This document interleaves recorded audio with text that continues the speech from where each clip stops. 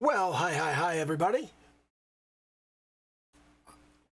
It is 10 minutes to 11. Time to show up. I'm showing up. I'm glad you showed up. I appreciate every single one of you. Do the little YouTube dance, like, comment, subscribe, all that happy horse shit. And let's shit in the box.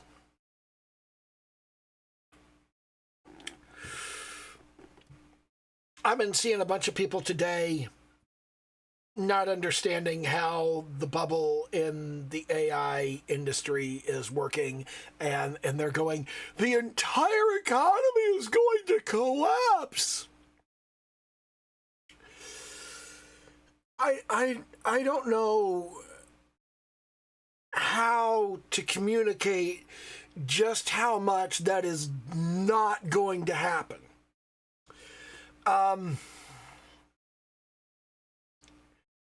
Everybody is going to be all Chicken Little about it, okay? They're going to be all the sky is falling. But what's going on here is companies are promising other companies that they will pay them money.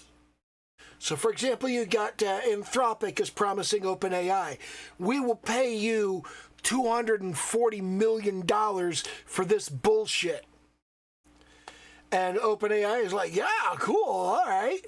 And then OpenAI is turning around and they're going to Amazon. They're going, hey, man, when we get that $240 million from Anthropic, we'll give you $300 million to provide cloud networking services. And Amazon's like, oh, man, that's fucking awesome. And then they turn around and they go to Intel and they go, hey, Intel, we're going to need like 50 more data centers to build all this shit. So we need to buy like $100 million worth of computers from you. And then we need to set up data centers over here. We promised that we're going to buy these materials and these services and this stuff. And Microsoft is over there. They're going, hey, we need to build some more data centers too. So, hey, AMD, we're going to pay you a bunch of money to sell us a bunch of computers. Hey, NVIDIA, we're going to give you all of this money to give us video cards. And this community, we're going to put up a data center here and here and here, and we're going to need people, and we're going to need this, and we're going to need that, and we're going to need the other. And all of this is letters of intent. Now, you may not know what a letter of intent is.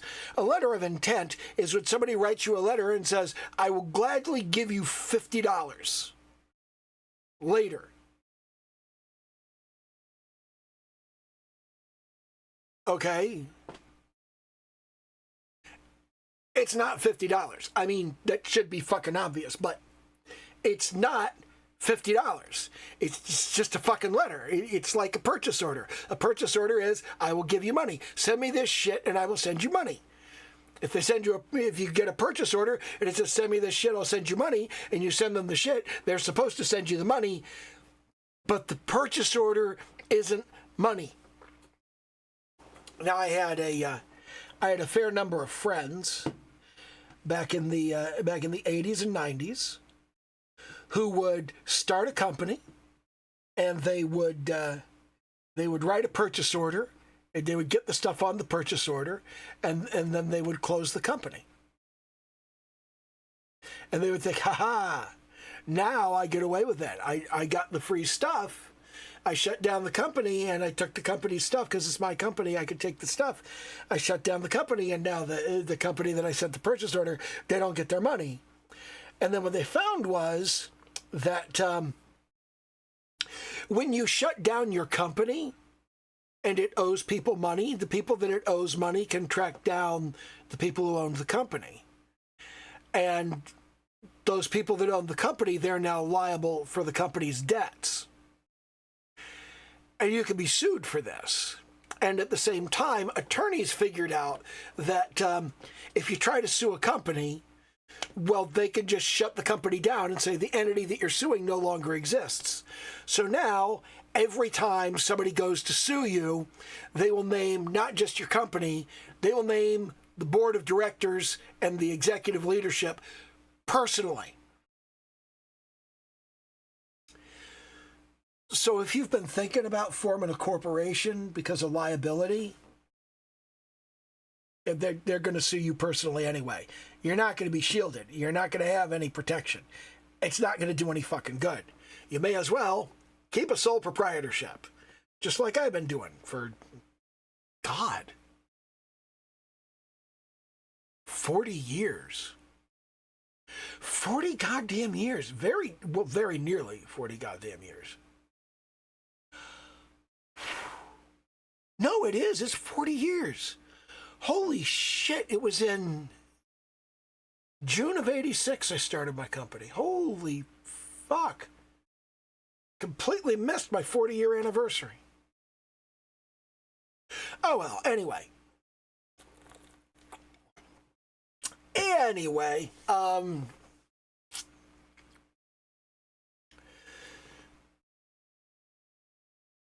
People used to use purchase orders like that. They would make that promise and then they would try to get away and not pay the money and they'd find out that they would get sued. So now it's at the point where nobody's going to send you stuff just because you send out a purchase order. You send out a purchase order and they go, nah, money. You got to send us money. So you got to send them money. But letters of intent are kind of like a purchase order. They're the equivalent of a purchase order. They're like, I'm going to buy some shit for you. And they're like, we're not sending you the shit until you give us the money. That's cool. That's totally cool. But that letter of intent counts like you got the money. It's subject to some wiggle room. It's like if somebody promises you $200 million, okay? First of all, do they have $200 million? You can't get more money from them than they have. So if they only have $10,000, your $200 million letter of intent is worth $10,000 at most. But how much of their money are they going to give you? Probably not going to give you more than half. So it's worth at most $5,000. And on top of that, you have a probability that they're actually going to pay you the money that they will pay you. You've got a letter of intent for $200 million, but if they only have $5,000 to spend, what are the chances they're going to actually spend that $5,000 with you? If you figure it at like 40%, your $200 million purchase order is actually worth $2,000. There's all kinds of calculations like that, and it's similar with the like Microsoft promises $250 million to somebody. Or does Microsoft have $250 million? Yes. Would Microsoft spend $250 million? Yes. Well, how likely is Microsoft to spend that $250 million? Well, that's a tough question. But it's fairly high. It's probably in the 80% range. So, like, this debt is actually worth $200 million. However, Microsoft knows something you don't. And chances are very good NVIDIA knows the same thing. Chances are very good that when Microsoft says, NVIDIA, we are going to buy $250 million worth of your chips over the next 24 months. Chances are very good that NVIDIA looks at him and goes, oh yeah? How the fuck you're not? You are not going to do that. And he goes, oh yes we will. And they're sitting there privately going, no we're not. We're not actually buying all those chips. NVIDIA's like, they're not actually buying all those chips. So Microsoft and NVIDIA have information the rest of the public doesn't know. Microsoft is not buying these chips. But the rest of the market doesn't know that. They're trying to guess. Does Microsoft really mean they're going to buy these chips? Does NVIDIA really mean they're going to sell these chips?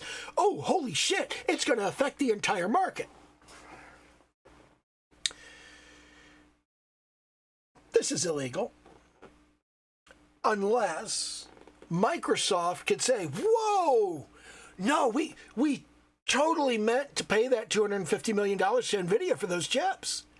And NVIDIA has to go, whoa, no, we totally meant to give Microsoft the $250 million worth of chips. We meant to give them the chips. They meant to give us the money. This was honest. This was an honest deal that we were trying to do. It's not.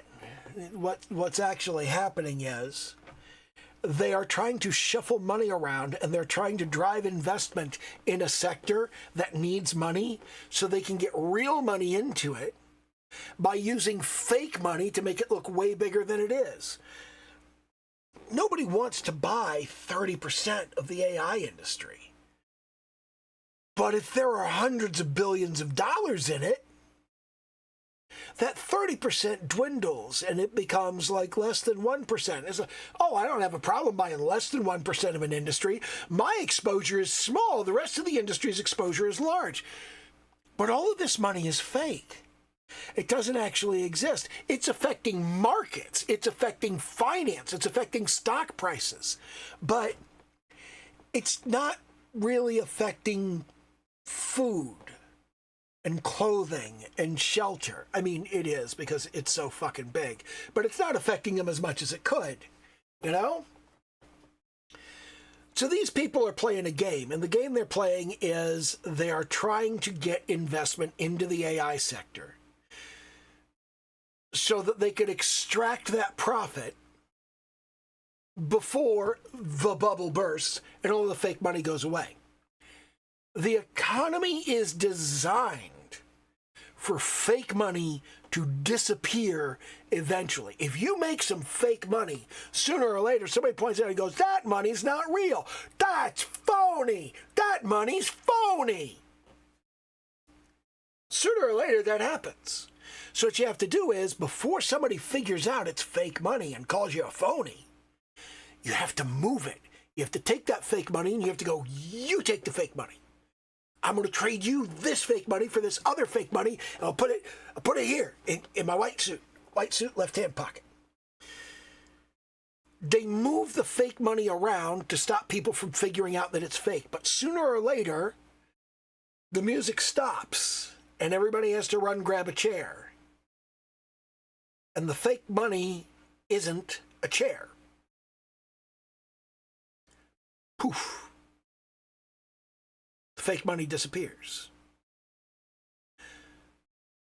What these tech companies are trying to do is they're trying to create a massive amount of fake money, and they're trying to trade as much of it as they can for real money. They're trying to say, hey, why don't you buy an option on this? Why don't you buy a stake in this? Why don't you buy a percentage of that? And they're trying to get real money, largely from the retail investment sector, into these companies on the grounds that the fake money is actually real money. You're not putting a lot of money into this. Sure, you're putting 100 million in, but they put 100 billion in. That's not very much. 100 billion is fake. The 100 billion goes away. The 100 million you're putting in is a very large stake. But because you bought into a very, very large pie, you think you deserve a certain thing. You think you deserve a certain piece of that. You're not going to get that. You're trading real money for fake money. Somebody else is going to pull the real money out, and you're going to be left with 100 million in the fake money. And when the money goes poof, your 100 million is part of what goes poof. The big players know what's happening. They know what's going on. They're going to get out before you can. So ultimately, what happens is they shift the risk. Everybody right now has this risk where they've got this floating fake money. And all of the people that are holding fake money are like, we want to trade the fake money for real money, so the risk of people finding out the money is fake disappears. Because we don't have the fake money anymore. Once that happens, all of the people that are holding the fake money, they just take it in the shorts, man. They're just fucked. There's just no way around it. Okay? If there's $500 billion in fake money floating around, some group of people is losing $500 billion. There's no way around that. The only thing that's going on here is the big companies that have big money are trying to shove that down. They're trying to go, we're not going to lose $500 billion. They're going to lose $500 billion. And sure enough, in the end, those people are going to lose $500 billion. There are going to be a few thousand relatively wealthy people that just suddenly lose a bunch of money. Some of them are going to be philosophical about it. Some of them are going to go, oh, well, I had $300 million to invest. I invested $100 million over there, and I lost it. Oh, now I've only got $200 million. God damn it. I'm still only too fucking rich to spend all of my money in my lifetime. Whatever will I do? They don't really care. But some people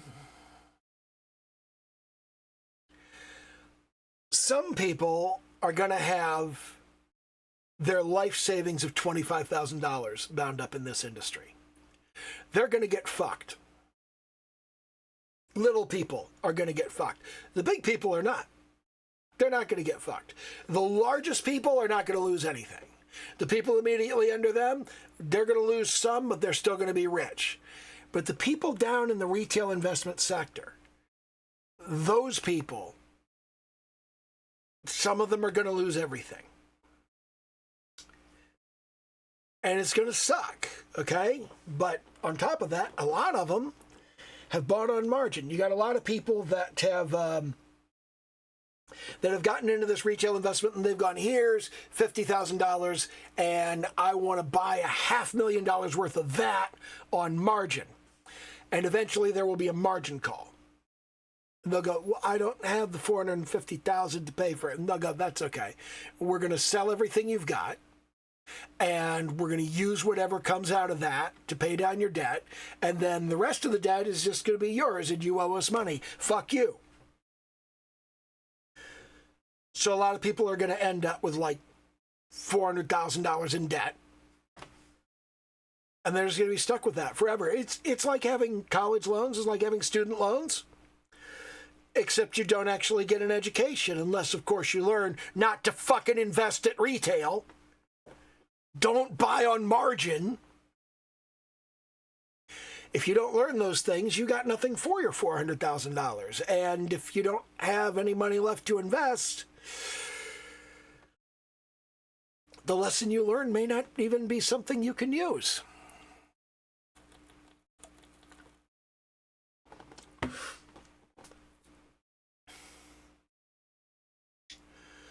So the whole problem here that everybody's worried about, they're worried about the job market collapsing and the economy collapsing. Those things are not going to happen. And I feel like I should explain why the job market isn't going to collapse.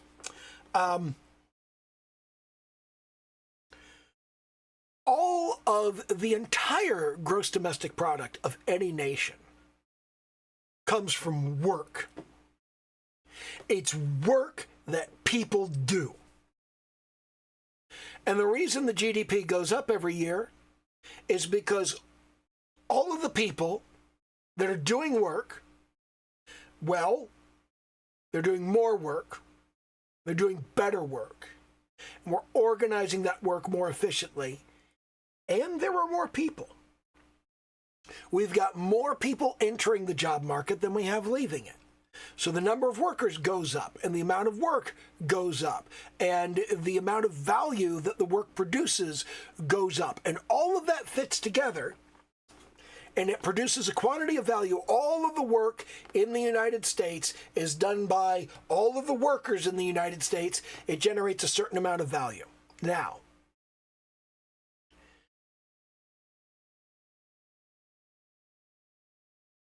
when fake money disappears, the number of workers doesn't change. The amount of work doesn't change. The amount of value doesn't change. You just lose the fake money. Nobody loses their job, necessarily. Nobody has to work harder. Nobody has to do without their bonus, do without their pay rise, anything like that. Nobody has to. All of that should be just fine. But every single fucking company that loses fake money is going to pretend they just lost real money. And, oh, man, wouldn't you know it, that money that we lost, that was your money. That was the money we were going to use to pay your bonus. It's the money you were going to get your pay rise out of. It's the money that your salary gets paid from. And aw, man, now you have to get laid off. They make it up. It's fake. It's not real. They use that number to excuse things that they wanted to do for other reasons. They're just making excuses. The actual job market doesn't change because the amount of work is still the same. The number of workers necessary to do it, still the same. The amount of value that it generates, still the same. But you always have the people at the top not knowing how anything fucking works, thinking, well, that guy's not contributing to the bottom line. We can get rid of him. He is contributing to the bottom line. You may not understand how he's contributing to the bottom line, but he is. If he wasn't, you wouldn't be paying him. Well, let's fire him. Okay, go ahead, fire him. Now you don't have the work he was doing. Somebody needs to do that work. If they don't do that work, your company is now generating less value. And if your company is generating less value, chances are very good your bottom line is going to change. It's going to go down. There's a lot of work that doesn't go on your bottom line directly, but it impacts other workers and their ability to do work and to generate value. And that goes on the bottom line directly. And when you take away something they need, their contribution drops. Everything is connected. Everybody is connected. We're seeing this already with people who said, I'm going to lay off 4,000 people and replace them with AI. And they laid off the 4,000 people and they put the garbage farting computer machine to work, and it doesn't work. It doesn't actually generate any value. And because it doesn't actually generate any value, their bottom line started to go into the fucking toilet. And they went, can we hire the people back? Can we go and hire back the 4,000 people? It is really fucking time consuming and expensive to hire people. And if you just fired 4,000 people to replace them with the fucking machine, nobody wants to fucking work for you. You're going to have to pay them more. And it's going to take longer to find them. And a lot of the people that you did have who already knew a bunch of shit that you needed them to know so they could be helpful to your company, they fucking hate you. Everybody they know hates you. And particularly in the tech industry, that's fucking stupid. Like particularly in game development, okay? I don't remember the guy, Phil something. There was this Phil something, the guy who made Fez, okay?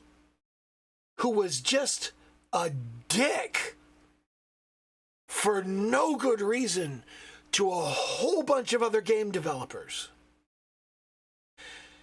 And now he can't make shit.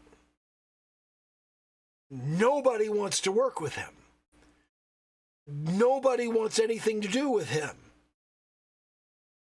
He's become persona non grata in the industry because it's a small fucking industry. It's like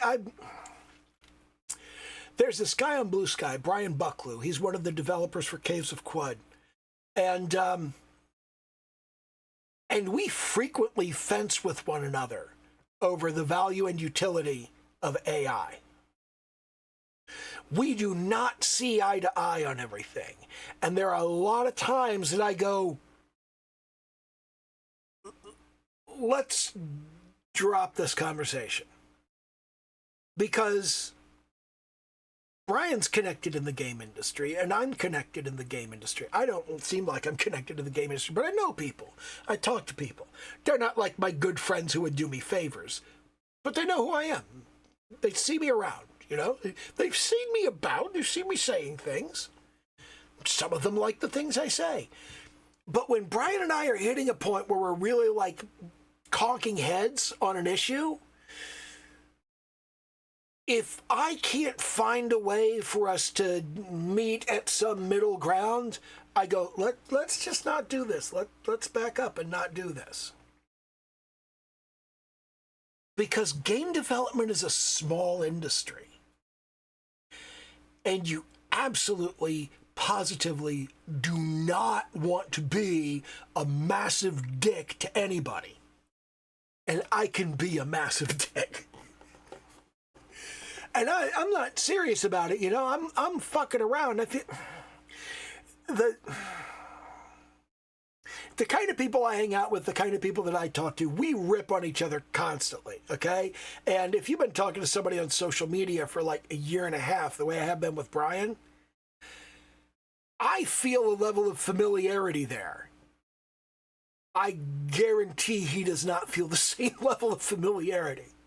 If I talk to him the way that I talk to my buddies on the Discord, I may never work in this industry again. So that's a me thing. That's a me knowing my boundaries and knowing where I need to go and where I need to be. And it's going to be the same way for all of these tech people that are like, fuck you, we're going to get AI. They're going to lose a lot of people that they can't replace. And they're going to lose everybody those people know.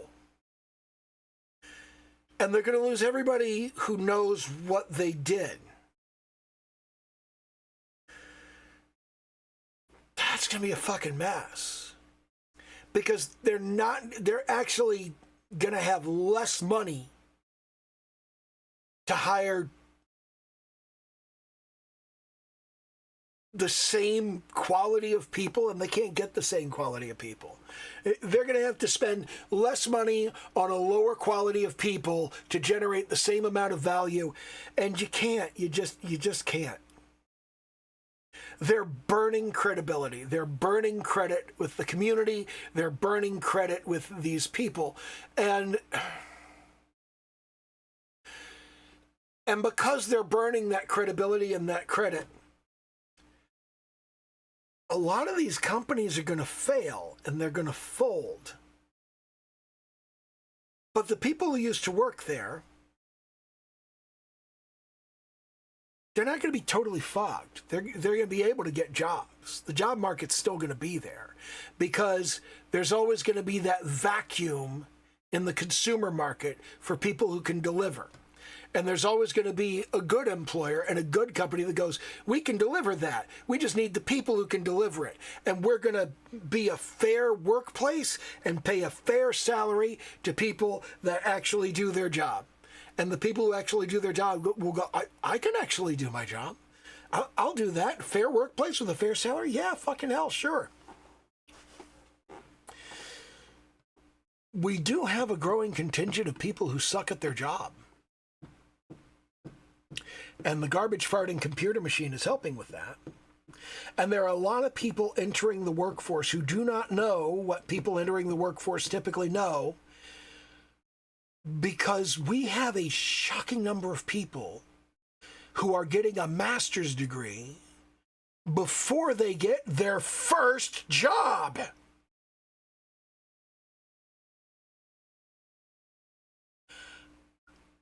How do you fucking do that?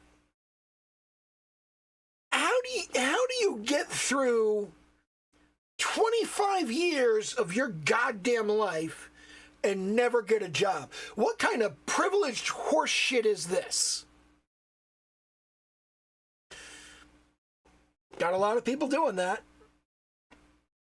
And they don't know how to dress for work or how to behave at work, how to be on time for work, how to practice proper hygiene, let alone how to fucking do their goddamn job. People don't know how to work in an office. What does it mean when you have to go to a meeting? What is a meeting in an office context? What is the etiquette of a meeting? What is the proper procedure of a meeting? People don't know this shit. And they go into their first job not knowing any of this, and they look like fucking idiots. And they have trouble holding the job. And then on top of that, they're like, my boss is just trying to get more work out of me for money. Your boss is paying you for your time, and they're trying to figure out what you're capable of. If you're not capable of much, If you're not capable of anything, if you don't do more than you're paid for, you'll never get paid more for what you do. Well, lots of people that doesn't happen to. Yeah, if they suck at their job, more often than not, it does happen. It happens in one of two ways. You're working for an employer and you're doing a certain job, okay? And you start doing more than that. You start doing more than that job. You do additional work over and above that job. Sometimes your boss comes to you and says, hey, I see you doing more work. Here's a pay rise. Don't fucking hold your breath. But after you've been doing that extra work for a while, you could go and say, hey, I've been doing this extra work, and it's not really in my job description, and I don't really get paid what I should be paid if I'm going to be doing that work. So I'm going to need you to pay me for doing that work. And fairly frequently, if you're being reasonable about it, if you're asking for a reasonable amount of extra pay, and you're doing a reasonable amount of extra work, a lot of employers will look at that and go, yeah, sure, yeah, that works. That works for me. Yeah, you're doing this extra work. That extra work has value. I should pay you for that value. Yes, I'm on board with this. I'm going to increase your pay. All right, cool. Sometimes your boss says, fuck you. I didn't hire you to do that. I don't need you to do that. That's not a thing you need to be doing. All right, cool. I will stop doing it. I didn't say stop doing it. Somebody's got to do it. And since you're the one doing it, you may as well keep doing it. Okay. Well, now that's part of your job duties, and that goes on your resume, and you send that resume out to other employers because obviously you're going to be applying for more jobs now because your boss is a dick. So you go to other employers. These other employers will look at your job duties, which are real. They're real duties. You really do this.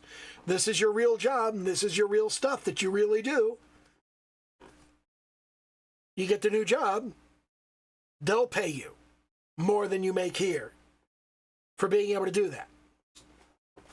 If they won't, don't take that job. Keep applying until you get a job that will pay you for that. You will get paid more for what you do. Sometimes you have to do more work than other times. Sometimes your boss just walks up to you, great job. Don't hold your breath. Sometimes you got to go to the boss. Hey, I've been doing a great job. Well, okay. Sometimes you go to your boss, you go, I've been doing a great job. He goes, the fuck you have? And you go, well, okay.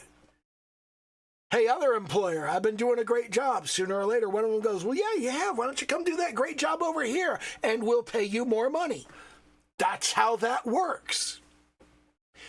If you won't do more work until you get paid for it, nobody knows you can do the work, and nobody trusts you to do the work.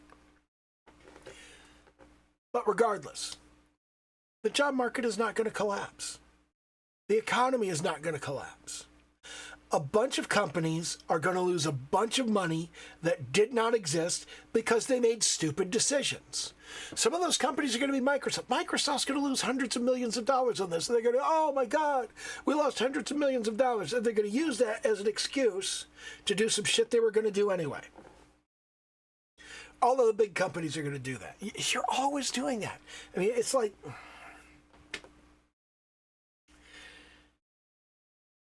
as a company owner, you get into places and you go, I cannot afford to keep all of the people on payroll. I got to choose which people go off payroll. Well, I could be a dick to this one client, and then he'll fire us. And then that contract will disappear. And that's 5 people.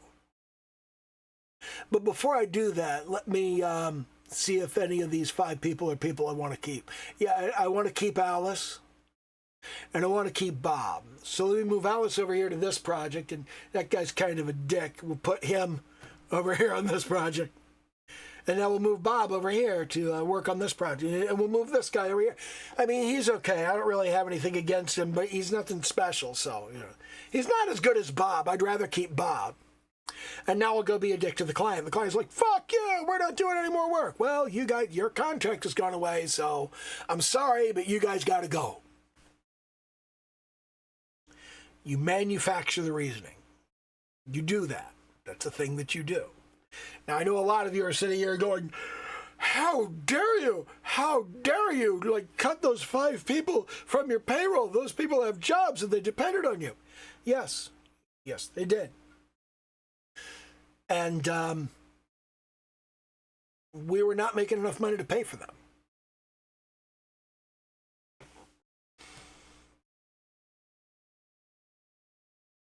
That's how shit works, man. You only have so much money to pay people. And sometimes some of those people got to go. I have never, in my life, ever terminated anyone's employment to make my numbers look good. That's fucking awful. But like, I got 14 people working for me. I can only afford to pay 9.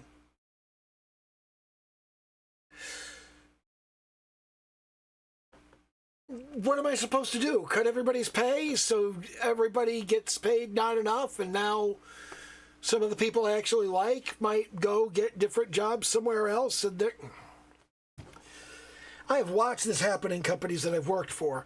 I have watched companies say, you know, things are tough, so we've all got to tighten our belts. And when they say we've all got to tighten our belts, all of the people that go, okay, yeah, I'll agree to the pay cut, if they're good at what they do, they will be out the fucking door working for a competitor in a matter of weeks. And what are you left with?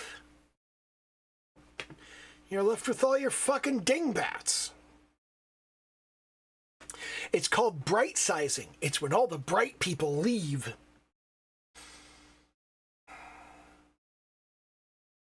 There's the thing about economics, man. Economics is expanding uncertainty. You start out with game theory. Everybody knows everything. I know everything about what you're selling. You know everything about what I'm trading for it. And we both have perfect information. We both know everything. But that's not reality. You get into microeconomics. And microeconomics is, what if you don't know everything? What if some people know a thing and other people don't know the thing? Maybe the other people know a different thing. That's called asymmetric information. Information asymmetry can be exploited to extract excess profit. If you convince somebody to give you money for value they do not receive, that's called excess profit. And then macroeconomics is, okay, so you know how microeconomics is a bunch of people that don't have perfect information operating in a market? Okay. Macroeconomics is when you have different markets. And all of those markets are interacting with one another. And all of them have their own individual set of information that people know and don't know. That's like your international shit. That's where you go, well, it's not even just international shit. I mean, that's like the difference between your local market and the county market and the city market and the state market. And there's all of these different areas, you know. You see people that are like, we'll move our factory to your state, but you need to give us these tax breaks. And another state is like, we'll give you those tax breaks, put it here. It's competition, market competition between markets, because both states want that factory there. That factory means jobs, and those jobs mean wages, and those wages mean more money in the economy. And more money in the economy means more tax revenue. And they like that. They try to orchestrate that. They try to facilitate that. So macroeconomics is when you get all of that fitting together, and then it's just like, wait. Like, people don't just make decisions based on the information they have and the information they don't have. People also make decisions based on shit they make up in their head. That's behavioral economics. And that's the point where you just kind of put your head in your hand and go, people are so fucking stupid. Yeah, they are. They are very fucking stupid. It's natural and normal for people to be stupid. And that's when you start shading into psychology and mob psychology. And it was Eric Fromm wrote a book called The True Believer. I think I've got it somewhere around here. But yeah, it's a good It's a good book, and you should read it.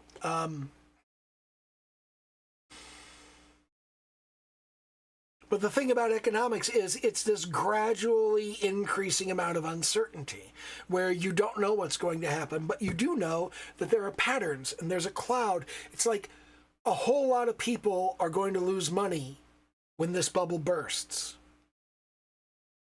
It's not real money. It's fake money. It's what we call a market correction. It's the market going, that money's phony. And money disappears. We correct the market back to where it belongs. We correct the prices to where they belong. And everybody goes, oh my God, the price of the thing went down. I lost money because the price of the thing went down.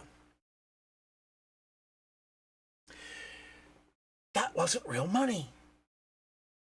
See, look, here's an exercise for you, okay? Imagine that you buy a comic book.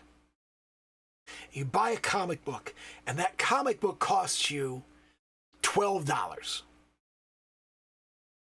And then 20 years later, you look up the value of that comic book, and it's $800. You go, whoa. I got $800 right here. And then, a couple of years later, there's this sudden bombshell. They've discovered a whole crate full of this exact comic in a warehouse. And its resale price has gone down to $400. Aw, man! I just lost $400. You didn't lose shit. You spent $12. You have now gained a theoretical profit of $388 if you sell this. If you never sell it, I got a copy of Dazzler #1 over there. I am not fucking selling it. I don't care what it's worth. I'm keeping it. This is my fucking comic. I'm keeping the goddamn thing. I don't give a shit what it's worth. If it fluctuates in value, do you know what happens to my money? Nothing. Nothing happens to my money. Because it's not money, it's a fucking comic book. It's the same way wealth is. Wealth is fake money. It's theoretical money. If I sold that comic, I could make some money. But I'm not selling it. I'm not fucking selling it. So I'm never going to make that money. I don't have that money. It's not real money. It's fake. If that comic burned up in a fire, I would be very sad. But I would not lose any money because it's not fucking money. People are always lying about that shit. There's another thing that just fucking burns my biscuits.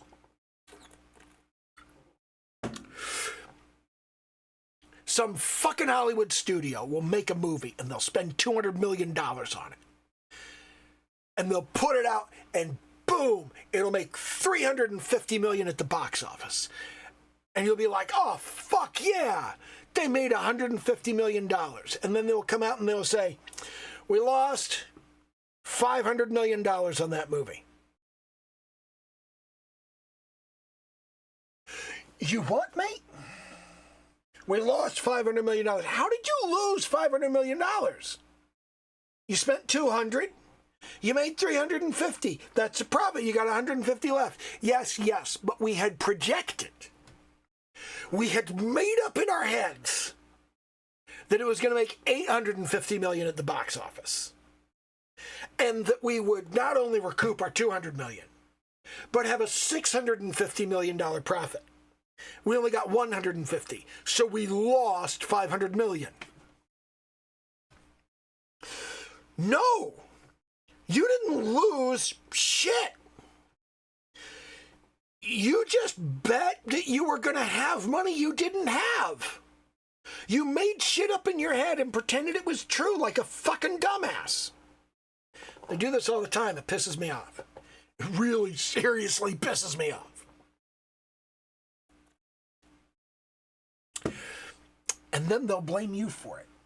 They'll say, we lost $500 million on that movie. And because we lost $500 million on that movie, we're going to charge twice as much for the DVD. Well, then I'm not buying it. Oh,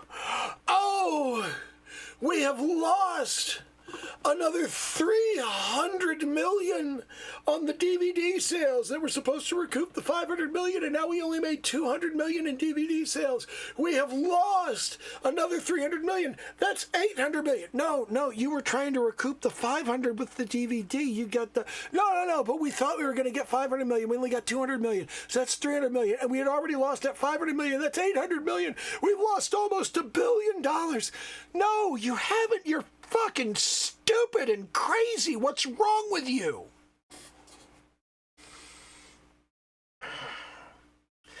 I fucking hate these people. And they blame it on you. They say that you did it. They go, we lost all that money, and I'll bet we lost this $800 million because of piracy.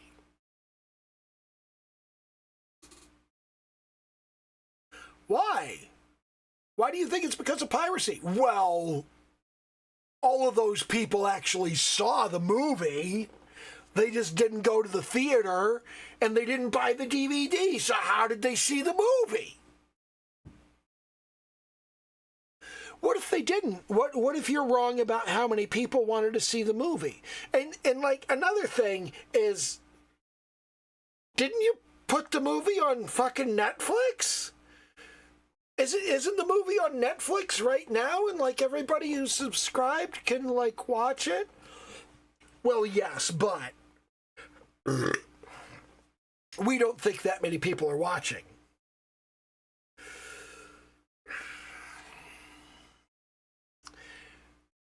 They make shit up. They make shit up and they blame it on you. They say that you're pirating movies, and that's why they're losing all this money. And it's not even real money. They just made it up. They say, I lost this money because I felt entitled to it and I didn't get it.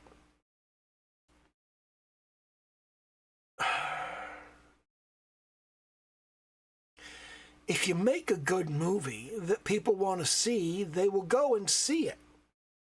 That's been proven. Obsession, Backrooms, Spider-Man.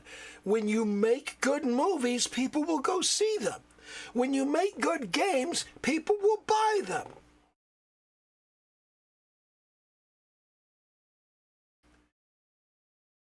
But nobody wants to admit they made a complete and total piece of shit, and nobody wants it.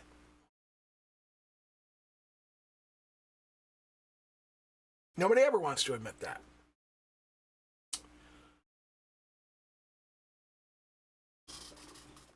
Anyway, that's the thing. That's why I'm not worried. The economy is going to be fine. The job market's going to be fine. A lot of companies are not going to be fine. Individual companies are not going to be fine. Individual workers are not going to be fine. Individual families are not going to be fine. Individual communities are not going to be fine. We're going to have a lot of suffering spread out across the economy. But it's suffering we already owe. May not be your debt, but you're going to end up paying it. Everything evens out across the economy, and it's not fucking fair. That's one of the issues that we need to fucking work out about this goddamn society of ours.